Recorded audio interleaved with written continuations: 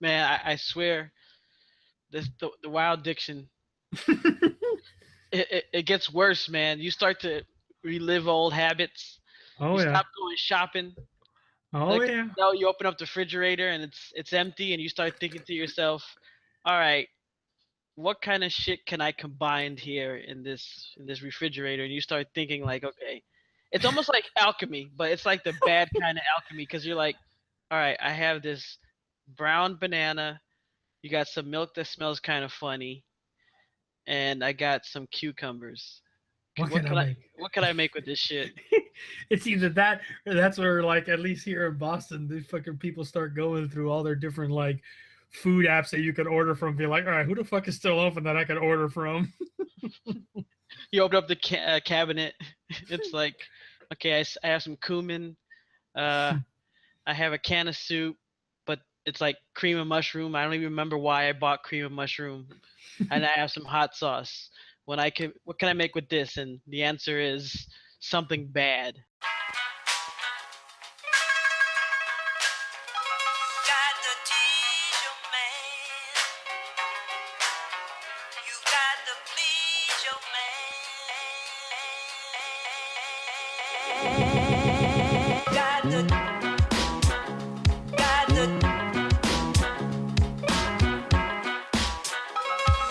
Back with a new show deep in the basement. Professionalism turned off, screw the ad placement. Skit comedy trolling, plate full of dough. People get offended, you don't get the show. All right, we're back with another show. I'm JA with Randy. What's up? What's up, bro? You know, I was thinking that thanks to technology and video games, a lot of things have changed, man. Because back in the day, think about when you went to go get your car fixed. You know, you would sit there bored as hell, and they'd have those magazines. And it's like almost any other time you wouldn't look at magazines. I mean, some people have magazines on their coffee table and shit, but I mean, it's like any place else. You look at these magazines, you're like, I don't read this shit. I mean, I know people read magazines, I get it. A lot of people don't. Yeah. And you'd go to like a doctor's office. I remember way back in the day, they'd have like highlights, and you ever read Highlights magazine? Yeah, I remember And it's that. like when you actually go and you actually still see Highlights magazine, you're like, they still make this shit. Yeah. It's like I really need to go look online and see if there's highlights.com or something. Watch it some porn site, some shit. But like thanks to video games, like either the Game Boy all the way up to phones, handheld as a DS. It's like you don't have to worry about that anymore. Now it's like if they tell you your car is gonna be like half an hour, and you have to wait there, you can't get a ride home or whatever. It's not so bad, Hmm. and you know that's the good side of it. But it's kind of funny because I was thinking about it. A friend of mine was telling me how he had to go to a wedding, and it was like a wedding for a friend's friend, but he was being dragged there because like he's trying to get with this girl, and he really didn't want to go, but the girl was like, "Please come with him," and you know, please come with her, and he's like, "Oh damn." So whenever she would go off and talk with her friends, he brought his DS and he would like break it out and start playing like some video game, and I was like, man, I was like, that's genius, but at the same time, since it's technically inappropriate, you gotta be careful because if you get caught, that's it. You know, she's probably gonna be pissed unless she's cool with it. In that case, you know, That's you true. might want to really like put a wing on that right there, there, seal that shit up. But I was just thinking, like, have you ever thought of like inappropriate places where you really just wanted to game, or in fact that you actually did start gaming? Damn, now that you say that, like I can think of any. Like, and the interesting thing, like you say, like you go to the doctor's office or the dentist's office and they have like the highlights. If you think about it, like nowadays, like think of how many magazines are digital nowadays that you can get it. You know, you don't even need to get a printed copy of it.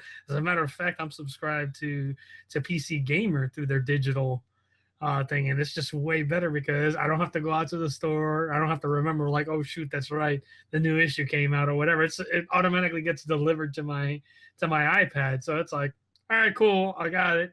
Like to the point where it was funny because leading up to like my surgery and all that, like I was getting everything ready and blah blah blah blah blah, and I didn't even pay attention to that. I didn't even realize that literally two issues had come out in between the last time I sat down to read it and the current one.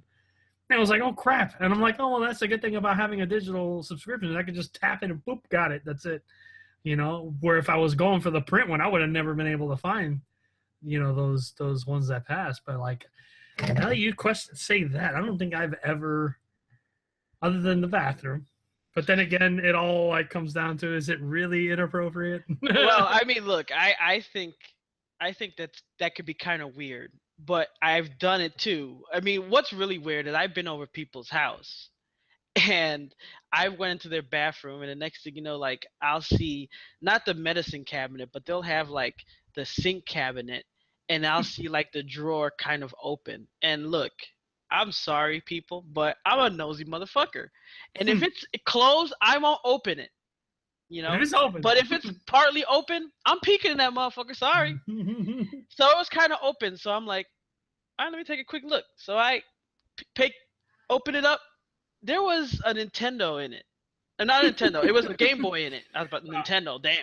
There's a Game Boy in it and like 6 cartridges. So it wasn't like, you know, it's just sitting up there like someone brought it in there to do what they need to do. Like, and that was then, so... no, it was there. Like, that was its compartment. And I'm just thinking to myself, damn, man.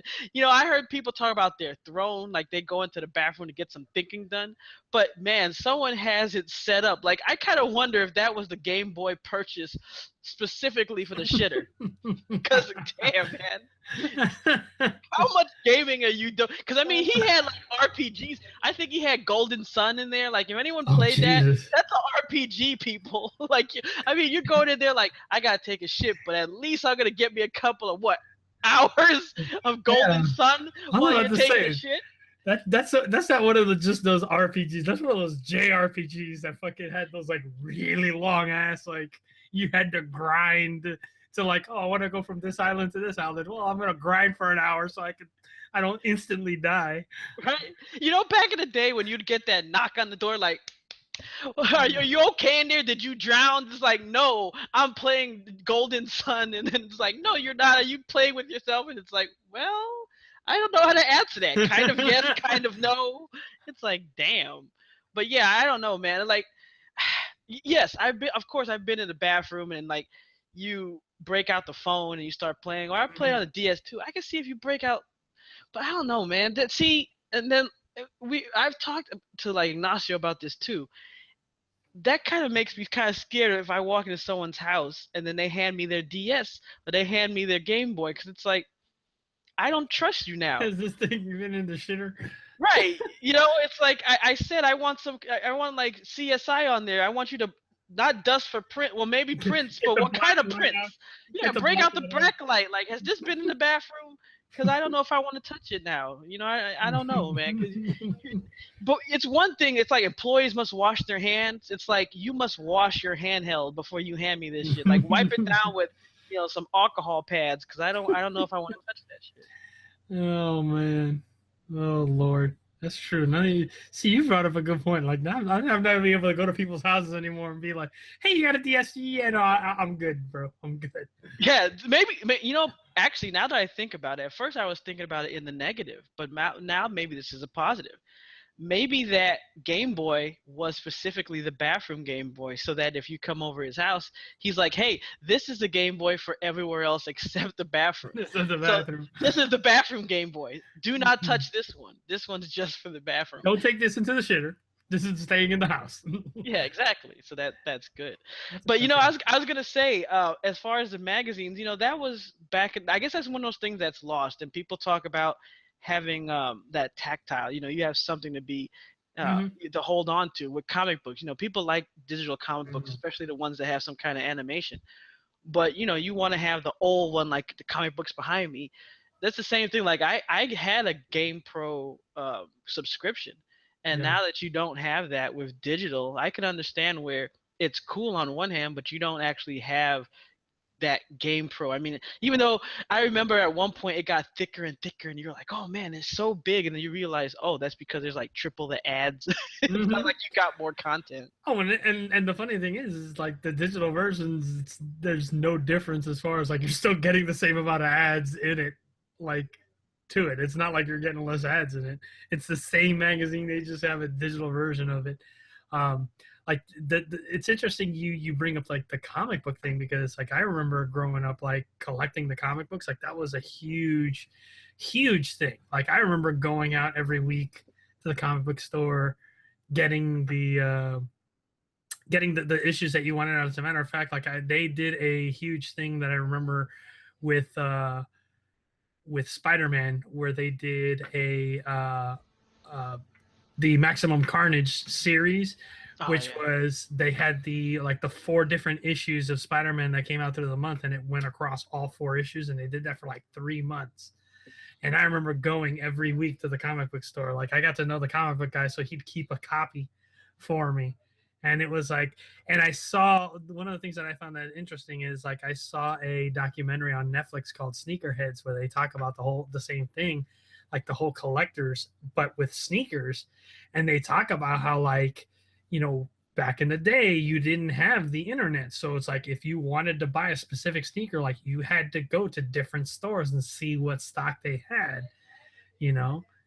And they say that whole like going and hunting a sneaker down is not the same, because anybody can just sit on their computer now, pull up a web page, hit, buy now, and boop, 2 days later, they're just on your doorstep, Oh, well, yeah. I mean, have you ever seen where you piss somebody off? Like, I've been in like a Best Buy or somewhere else where you see somebody walk in and they're like looking at something, and especially where you actually will still have a human being walk up and say something like, hey, may I help you?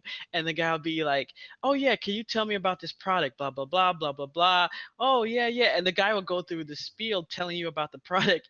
And then in the end, he'll be like, oh, so are you interested in buying? Oh, no, I just want to know about this product. I'm going to go order it on Amazon or something. And the guy looks at him like, you son of a bitch. They You did a made me funny thing. They did a funny thing about an episode I just saw, like the last season that they released on Family Guy, where they went, Lois and Peter went to go get a mattress because their mattress was all messed up. And they go to like a mattress store, and like he tests out a mattress, and he's like, oh yeah, this is great, this and that. And Lois is like, what's the name of this mattress again? He's like, oh, it's a Sleeptron 3000. All of a sudden he's like, you're ordering it on Amazon, aren't you? And you see her on the phone like, yep, I'm ordering it from Amazon. And then like you see the 2 drones in the background hovering the mattress in the back. She's like, Peter, we gotta go, the mattress is on its way to the house. Yeah, man. And he like runs out the door, and he like turns around at the door after it closes. He's like, real stores suck.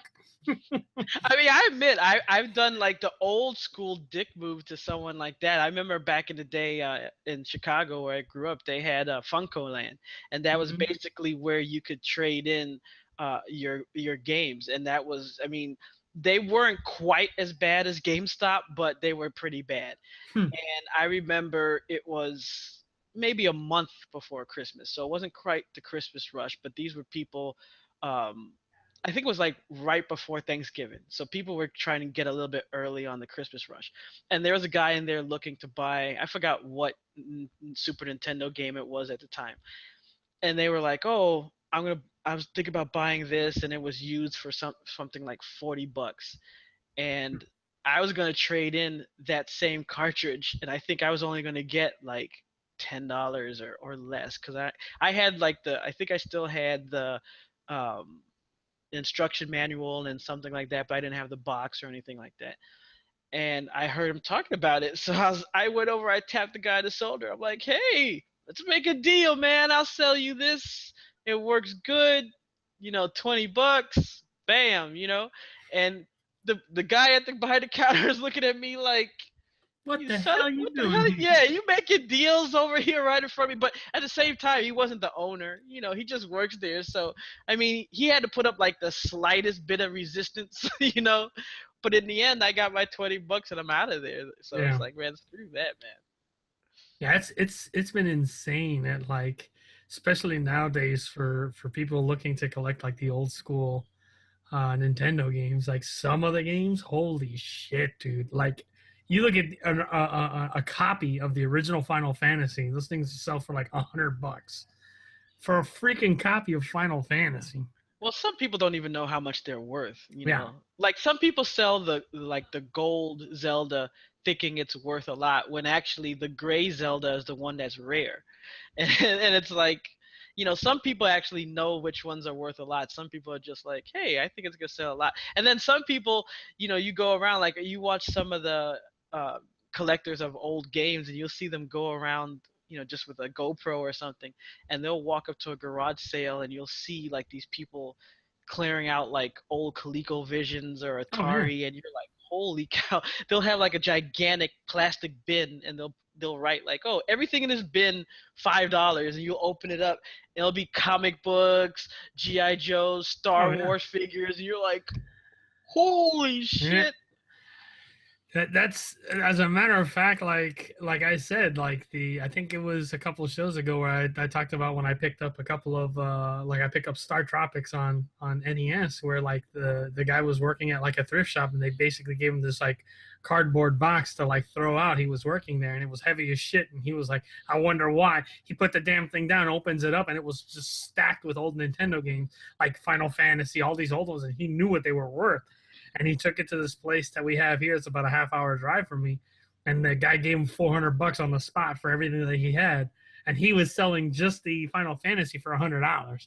So I'm like, he got more than $400 worth of inventory there. And the guy was like, yep, I'll take the $400. Boop, gone.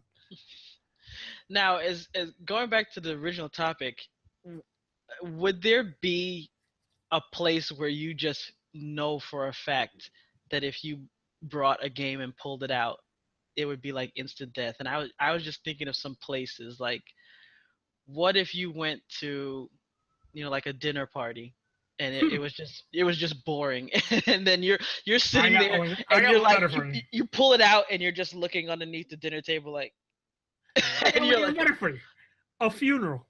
Oh yes. Okay, that, if you want to talk about instant death, a funeral. You know what you have to do at a funeral though? You have to do it like back in the day in church. I remember I was in church, and I was listening to, I forgot, like a football game or something, and I did the old trick that you try and do in school back in the day, where you would take the earbuds, you run it through the shirt, because man, if something happens and they hear that, ooh, boy, you in trouble. It's gonna be you in the casket.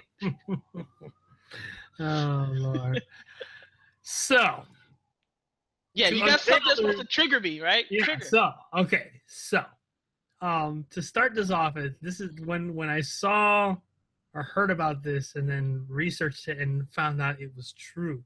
Uh-oh.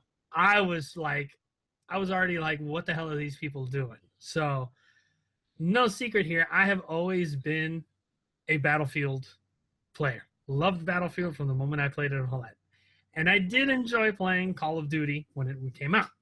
Until basically Infinity Ward split apart, and these guys did Respawn Entertainment, which I will say, I got and played Titanfall 2, and let me tell you, anybody that's out there that can hear the sound of my voice, if you got Titanfall 1 and liked it, but there was like, I really wish they would have added a little bit more things to it, Titanfall 2 is the game that they should have released initially as Titanfall. It is phenomenal. Which is funny because like I laugh because thinking about my chat with Woody, if you remember from Red Eye, the day we both got Titanfall 1 and we played it, and he's like, there's something to say when the first words out of your mouth are Titanfall 2 is going to be amazing. That's literally what he said to me. And I'm like, yeah, you know what? You got a point. But anyways, going back to what I was saying, I liked Call of Duty until Infinity Ward split apart, and then there were a couple of Call of Duties that were good. I liked Black Ops was really, really good, that I enjoyed. But now, the big thing, which is the big controversy, and it's the thing that like as soon as I did it, it triggered it, was we've always known, especially on the Call of Duty side, anybody that's played it on PC, is it's not as popular. You don't have as big of a player base to play the game as you do the console versions. Now, what's interesting is with this version of Call of Duty, they not only made it where initially, before, the only place that you could buy Call of Duty to play it was through Steam. They actually worked the thing out with Microsoft where you can actually purchase Call of Duty Infinity Warfare through the Microsoft Store. Now, the thing that is the trigger, and when I tell you this, you're going to fucking flip, is they came out right away and said, hey, there's no cross-platform play between PC and console, which everybody knew that. It's never been, so that was nothing new. However, the big thing, and it's what's upset people, is they said, oh, by the way, if you've purchased the game on Steam, you will not be able to play with other PC players that have purchased the game through the Microsoft Store. Which means is they already took a small group of people that were playing the PC version already and split them down the middle. So which means is I buy it on Steam and you bought it through the Microsoft Store, guess what? We can't play one another. We're going to play on totally different things. And if you sit there and you look at, to give you an idea how bad this has been, so you look at any other Call of Duty game, they had 30,000 people, all-time peak, 60,000 people. Right now, Call of Duty Infinite Warfare on Steam, the all-time peak of players, now mind you, this is only a couple of days that it's been out, has been 15,312. And 34 minutes ago that I did this scan for it, you're looking at 9,175 people was the amount of people playing on Steam. Which means, unless you're playing, and the thing that triggered me for this is Angry Joe, who's phenomenal in his video reviews and all that, did a rant about this. And he says that right now, like he's been playing it on the Steam version. He's like, if you're not playing anything but Team Deathmatch, you're not going to get a match. You're going to literally sit there for hours waiting for a match to fill out because everybody's just playing Team Deathmatch. And he's like, and it's sad to see a game like that, which, it's a popular game and all, and he really enjoyed the single player of it, which that's the one thing that the Call of Duties have always had a really good thing is their single player stories have been phenomenal. But the big thing that he sat there and he was like sitting there, he's like, if you're looking to get this game, do not get it on PC. Get it on a console. Wow. Because of the fact that they're doing this segregation of the PC players. And he's like, it is the dumbest freaking thing that they've ever done. And of course, Microsoft's pointing fingers at Activision. Activision's pointing fingers at Microsoft. So it's like this whole like, oh no, it's not us, it's them, and it's not us, it's them. But it's this thing where it's like, and then like as soon as I saw that, I'm like, and this is why, one of the other reasons why I've sat there and specifically now like stuck to Battlefield itself because of this bullshit that's been going on with this. And what's crazy is, they're still going to come out with a ton more Call of Duties because they sell millions and millions of freaking copies on console. So they don't give a rat's ass. They're just in it for the money. And the thing that was funny is there were a lot of people that bought it on through the Microsoft Store because they actually had a sale on the Microsoft Store for the Call of Duty Infinite Warfare. And people that had pre-ordered it, their friends that pre-ordered it on Steam, they were screwed because they couldn't play one another. And they were like, this is bullshit. And I agree with it. Now, I want to know what your thoughts on this are. I mean, once again, this is one of those things where just a drop of research would have showed them it's a bad idea. I mean, back in the day when you had the original Final Fantasy Online, they had a thing where when you went through the Sony Online, really, really terrible online interface. I mean, EverQuest was already out, which just, I mean, considering that was like one of the real first 3D online MMOs, they had a pretty simple interface considering, and you could just log on and get into the game. And then Sony had this really complicated thing where you would have to log in, and you didn't really get to pick your server when you first logged in to Final Fantasy. Yeah, I remember that. Yeah. And then you had to do a thing where if you wanted later on, if you wanted to try and play with friends, like you could like get this token thing, and it was really crazy. You couldn't even play with friends, and it was like people were like, so why am I going to play this game? Especially when after I think it was like level 6 or 7, it was really, you couldn't play by yourself. And then you had so many people playing from other countries, and then it wasn't easy to get a group together. And it's just, in games like that, and MMOs, it was, especially back then, it was important getting in groups. In FPSs, yeah, you end up playing solo a lot of times in deathmatch and stuff like that, but the team aspect is why you want to play, and you want big numbers even if you're playing by yourself because of deathmatch, team deathmatch, any other, especially if you like these other matches. Because I mean, yes, you go in a deathmatch, that's what's number one all the time. But you get people that say, "Hey, I want to try capture the flag. I want to try detonation. I want to try whatever that." The variety is what makes you keep coming back. You like those big numbers. You say, "Let me try this server. Oh, I'm getting owned on this server. Let me try this one." You like that variety. And then as people get older, you say, "Hey, you know what? I can't play between 5 p.m. Eastern and 10 p.m. Eastern. Oh, I can't play on the primary times on Pacific. What am I on? What if I'm on this time or that time?" The idea is access. I mean, anyone who does marketing 101, just period, not even in gaming, knows it's all about access. So once again, it's like, are you crazy? And then it goes back to even PC versus gaming.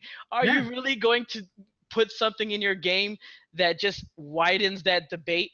So it's like, oh, great, screw PC gamers again to widen that divide. I guess the idea is that, oh, have both so that you can just say, well, it doesn't matter, just go buy it on console. No, Right. screw you.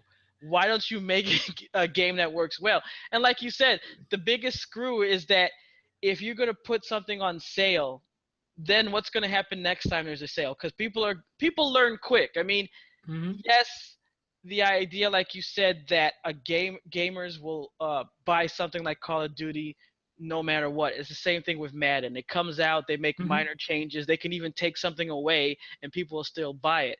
But the idea is when you do have different platforms like Origin versus Steam, uh, if you see that something is failing, especially when it comes to something huge like not having the numbers that you're used to, people are not going to fall for that next time. I mean, those numbers that you talked about are abysmal.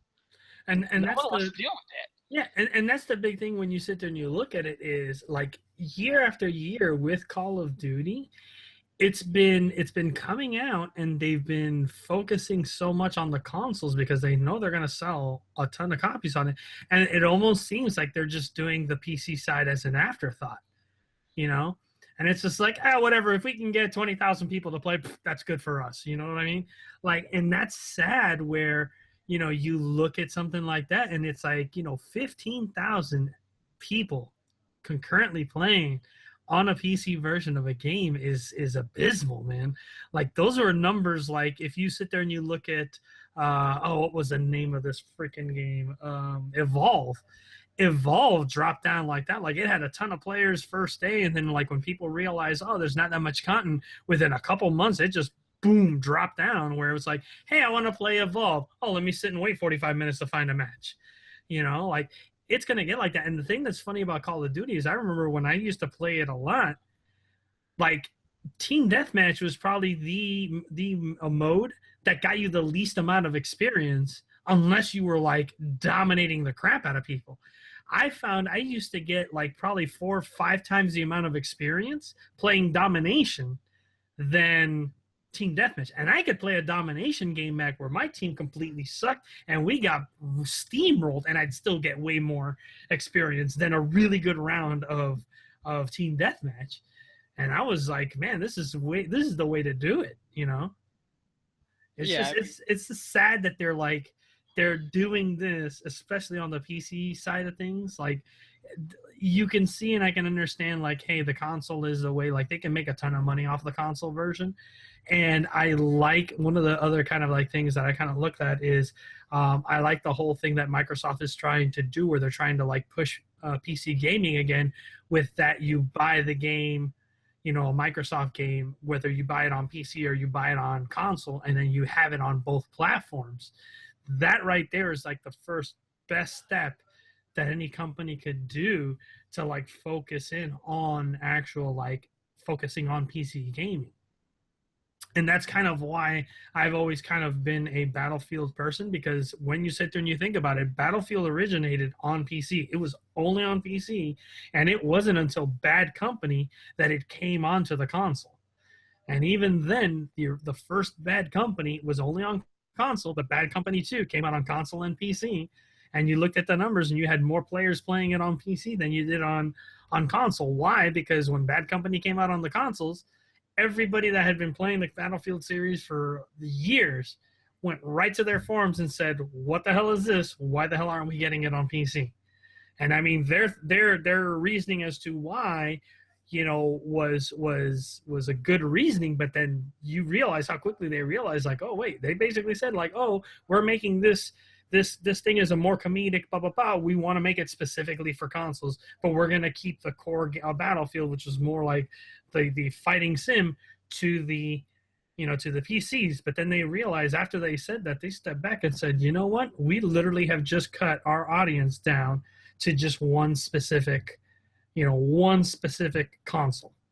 We should be coming out with it on all platforms. And if you look at that, ever since then, they have released, like they released Bad Company 2, all consoles and PC. They've released Battlefield 3, consoles and PC. Battlefield 4, consoles and PC. So they've learned, and they're like, hey, you know what? This was the right thing to do, and make everybody like, they still haven't done cross-platform play, which is fine because you still have a really good audience on console, you have a really good size audience on PC, and it's no problem in finding games. And I mean, honestly, like I played I of course I got Battlefield 1 when it came out. And it was like playing the beta. I played it and I enjoyed it. And I was like, I don't know if this could work and all that. But the released game that they came out with compared to the beta was so much better. And it was like, holy Christ, this feels like a Battlefield game again. Because it's, yes, the vehicles were really like, they can switch, they can make or break a match. But they're few and far between, and the game focuses way more on the infantry combat, which was like a big thing. And I mean, I think Activision really, really, really like shot themselves in the foot by segregating the PC gamers like that. And I mean, if it's something where they can come out with a patch and then make it like, okay, hey, all people that play on PC can do it. I mean, it'll be a step in the right direction. But I honestly feel at this point in time, because of the whole he said, she said thing, it's going to really be too little too late, I think. Because they'll have already pissed off enough people that I don't think, like, at least on the PC side, you may not see a lot of people come back to the Call of Duty, the next one. I mean, you're still going to have the console ones, and like Angry Joe said, a good thing is like, you know what, vote with your dollar, don't go out and buy the game, but it's not going to matter really because they're going to keep making Call of Duties because they're going to sell a ton of them on the consoles. Yeah, and I think how they look at it is what happens is they figure, all right, people don't have to upgrade their PC the way they used to. It's not like every year you have to upgrade your CPU, your RAM, your video card. So they say, okay, since you don't have to do that anymore and gamers are getting older, they probably can afford to buy the console and have their PC. So I think they're gambling that, oh, you can have your Xbox One, you can have your PC, you can even have your PS4, you could have all of them and still buy these games.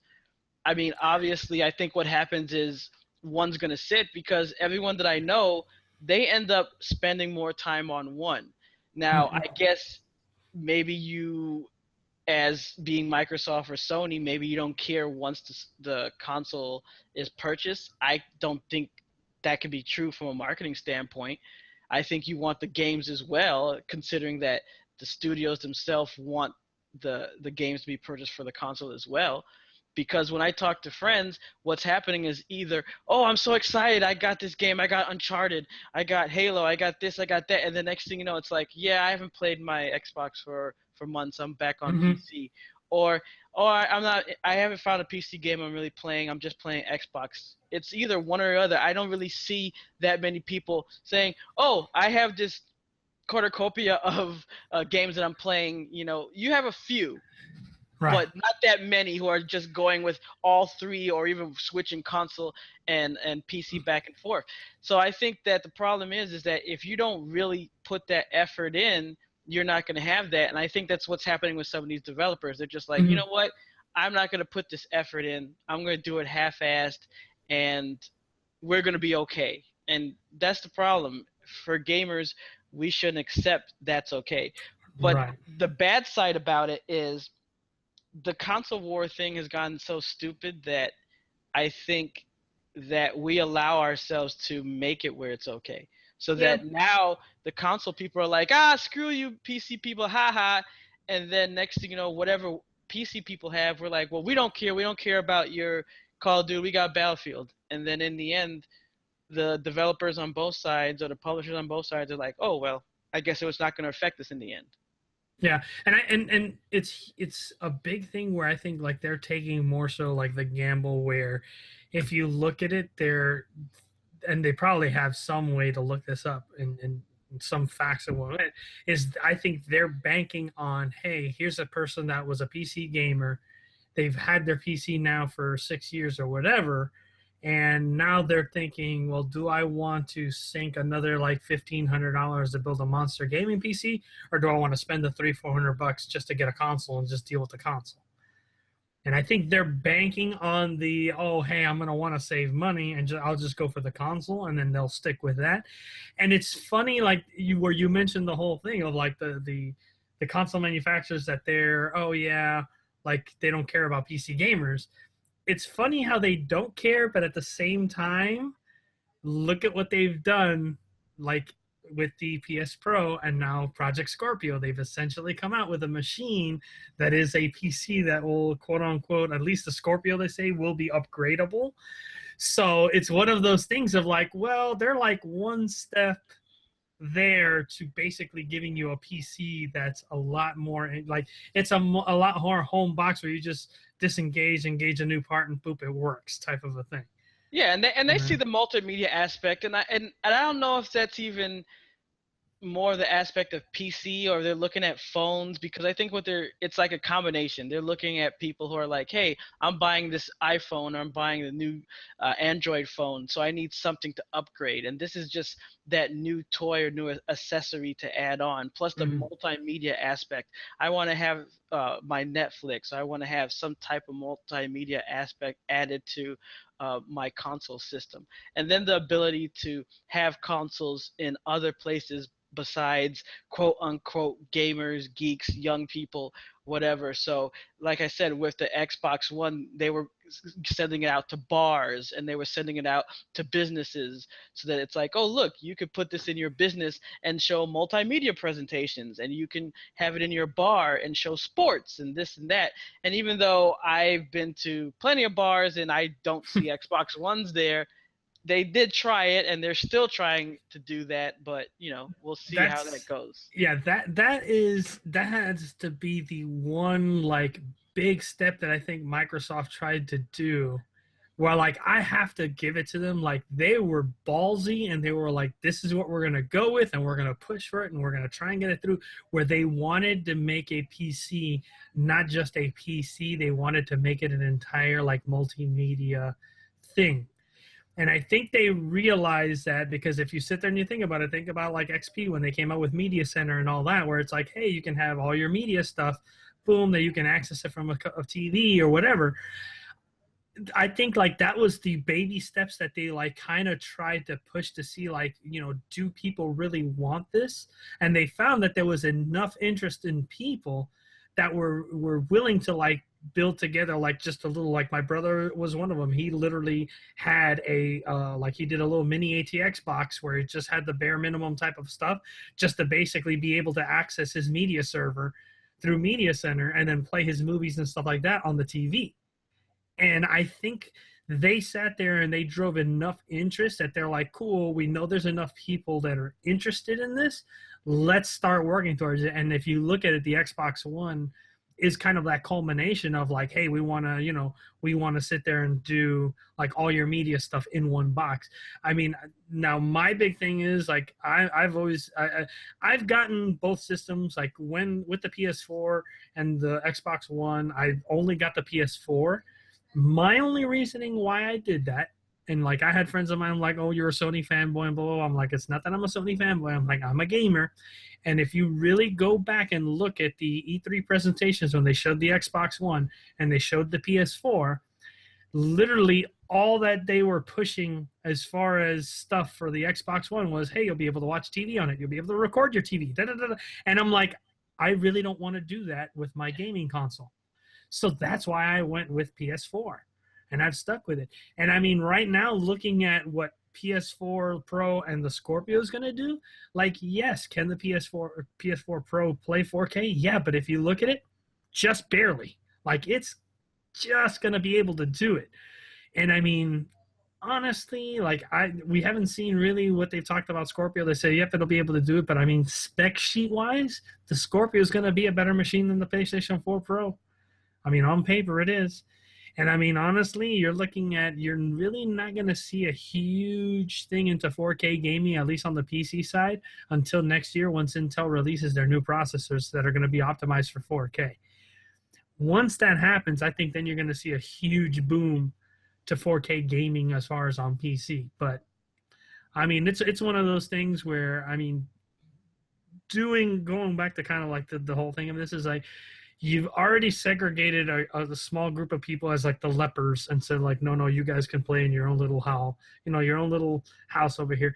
And now you've sitting there and built a wall in between in the middle of the house saying, okay, you good lepers can be over here, you bad lepers will be over here. And it's the dumbest thing that like it's gotten me so worked up.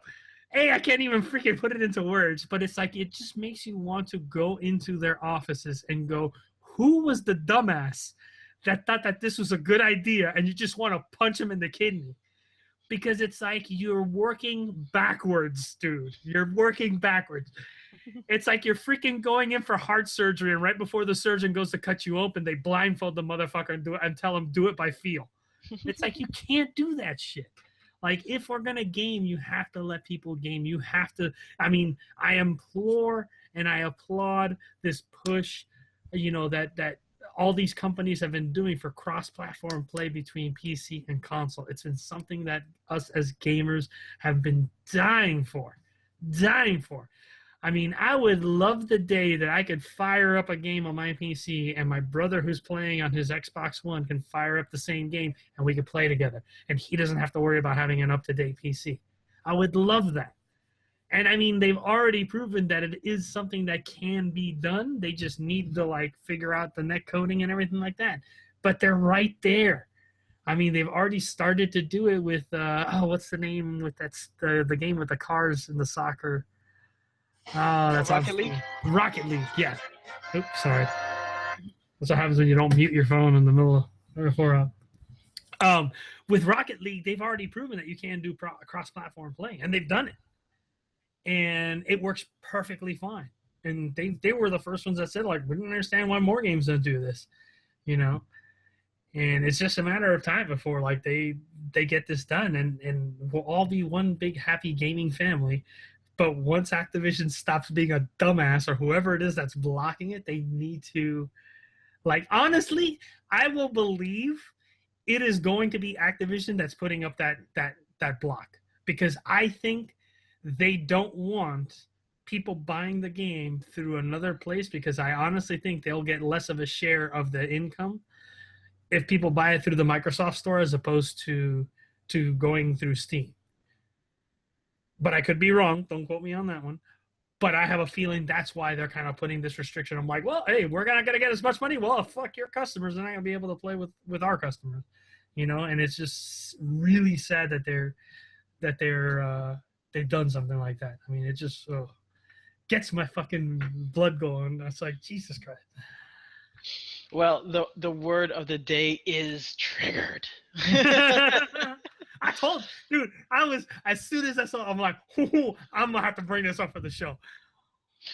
Well, we're gonna keep on them, because I wanna read up more on this now that you brought this to life, because I'm gonna see what's going on and see what happens with this. See if their numbers get worse, maybe it gets a little better, because I'm curious to see what ends up happening with this. But yeah, that's pretty jacked up.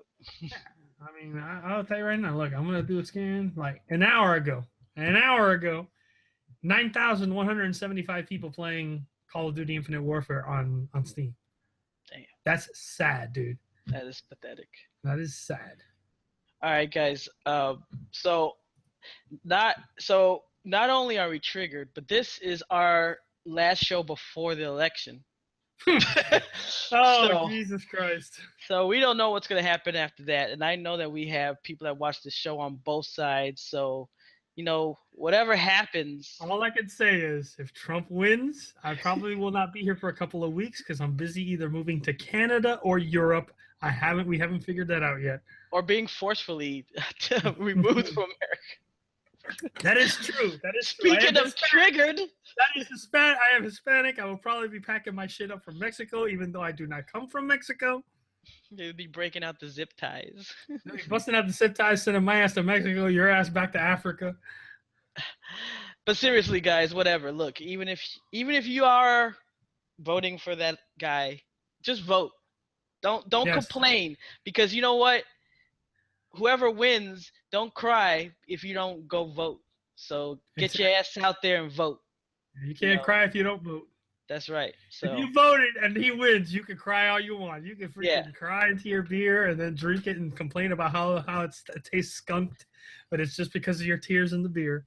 same thing if you don't like Hillary, then you gotta go vote. Just Too, that vote. so- Yeah. Just go vote. Just All don't do the shit that I've been seeing where there've been people fucking sitting at the poll lines for early voting in these states that have open carry laws and been walking with a gun in a strap asking people who you gonna vote for to scare them into voting into somebody. Please don't do that. Don't do that, because you know what? I see too many people looking funny at me when I'm just walking down the street and I ain't got nothing on me. So I mean, unless you want me to, because see, that's the thing. When I open up my mouth and I don't have that deep, Barry Ving White Rhames voice. So but if I just take off my glasses and then do that scout, then I look meaner. So if you don't want me to be walking around like that 24 hours a day just looking at you in the street, don't do that at the polling place. So be cool, people. Yeah. But And don't dress up as a scary clown at the voting place either. Like you will get shot. No, You'll that, get shot. that Batman guy will come and get you. Either the Batman guy will come and get you or you're gonna get shot. Because that shit's crazy. But for real though, whoever wins, be cool. If you guys gotta, get your aggression out, do it in Call of Duty. No, don't do it in Call. Do it in Battlefield. Do it in Battlefield. It's a better Do it game. in Battlefield or in WoW. But be cool. It's an election. It'll be okay. All right. I mean, you don't get the show. We don't want no violence unless it's in video games. That's the only place we want violence. All right. Sure. So be cool. All right. But we'll be back with another show very soon. I'm J.A. He's Randy. Yeah. Until next time, peace. Peace. For real, peace. For real. Peace. All right.